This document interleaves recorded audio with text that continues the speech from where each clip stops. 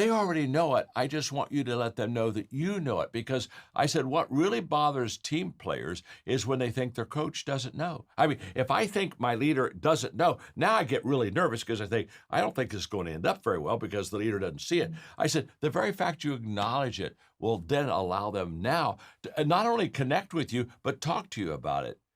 And see, that's a big miss. There's a big miss. It's kind of like, oh, I don't think they know that. Oh, trust me, they got you down. They have you all figured out. They know what you do well. And I tell my team all the time, because I'm 77, Ed. I'm not at the beginning of the runway.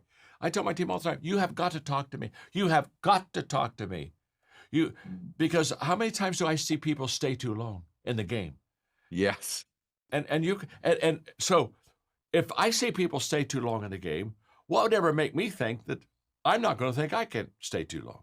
I mean, I'm not that smart if a lot of smart people have stayed on too long. And so the only way I know to fix that is to help my team, give them permission, walk into my life, tell me when I was sharp or I had an edge.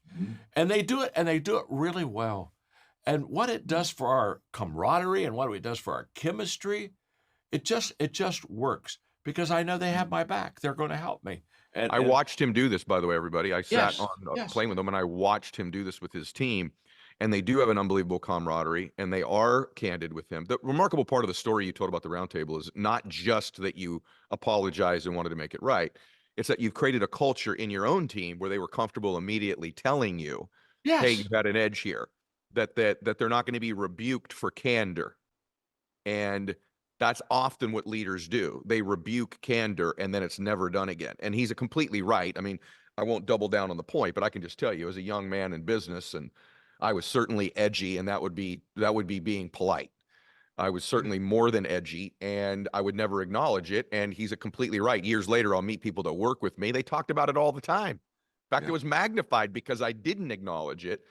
And if I'd acknowledged that weakness, number one, I think its impact would have been reduced. And number two, maybe I'd have gone to work on it. Almost could have been something, it maybe even could have turned Sure. into something funny, like here he goes Sure. again, right? But I didn't Sure. do it, and it became divisive. It separated me from people rather than connected me with people. And Yes. great leaders like John, they connect with people. That's just what they do when you're around them. John has this thing in the book. I wanted to read this to you because it's a simple thing, but I'd like you to discuss it.